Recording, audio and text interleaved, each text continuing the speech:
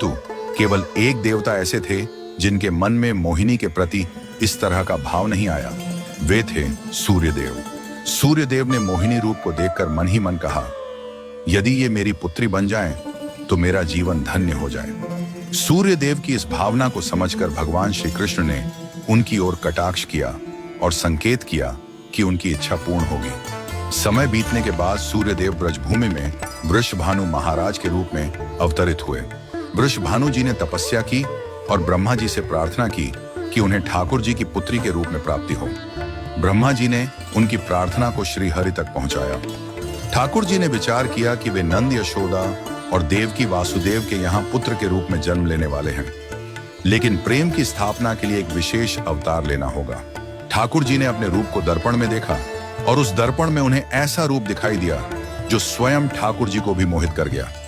यह रूप ठाकुर जी का ही स्त्री रूप था। उन्होंने इस रूप को स्थिर किया और लक्ष्मी जी के वस्त्रों, आभूषणों और श्रृंगार सामग्री का उपयोग करके इस दिव्य स्वरूप को सजाया। जब यह स्वरूप पूर्ण हुआ तो ऐसा प्रतीत हुआ मानो सूर्य और चंद्र का एक साथ मेल हो गया हो। यह दिव्य तेज इतना अद्भुत था कि स्वयं ठाकुर जी भी नेत्र मूंदने को विवश हो गए। जब उन्होंने नेत्र खोले तो उनके सामने श्री राधा रानी का दिव्य स्वरूप प्रकट हुआ। श्री राधा के प्राकट्य का समय सुबह 4 बजे का था, जो ब्रह्म मुहूर्त का समय है। भगवान के अन्य अवतारों का प्राकट्य दोपहर 12 बजे या रात्रि 12 बजे होता है, परंतु राधा रानी का जन्म ब्रह्म मुहूर्त में हुआ, जो नए दिन की शुरुआत का प्रतीक है। यह इस बात का संकेत था कि प्रेम का प्रकाश संपूर्ण विश्व में फैलने वाला है। राधा रानी के अवतरण पर वृषभानु महाराज और कीर्तिदा माता के घर उत्सव मनाया गया। सभी गोप गोपियां ब्रजवासी आनंद में झूम उठे, लेकिन एक अद्भुत घटना ने सबको चकित कर दिया। राधा रानी अपनी आंखें नहीं खोल रही थीं। वृषभानु महाराज और माता कीर्तिदा इस बात को लेकर चिंतित हो गए। कई साधु संत और विद्वान उनके दर्शन करने आए, लेकिन किसी के भी प्रयास से राधा रानी ने अपनी आंखें नहीं खोली। तभी देवताओं के आग्रह पर नारद मुनि वहां आए।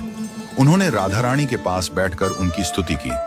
नारद मुनि ने जैसे ही स्तुति गाई, राधा रानी ने पहली बार अपनी दिव्य नेत्रों से नारद मुनि की ओर देखा। उस समय राधा रानी का स्वरूप ऐसा था मानो मृग नयनी सुंदर बालिका अपने पालने से झांक रही हो। यह दृश्य देखकर नारद जी आनंद से झूम उठे। उन्होंने अपनी वीणा और करताल बजाकर कीर्तन प्रारंभ कर दिया और गाने लगे, जय राधे जय वृंदावन वासिनी। वृषभानु महाराज यह अद्भुत दृश्य देखकर भाव विभोर हो गए। उन्होंने राधा रानी को प्रणाम किया और स्वयं को धन्य माना। उन्होंने अनुभव किया कि उनकी पुत्री कोई साधारण बालिका नहीं, बल्कि साक्षात देवी है। इस प्रकार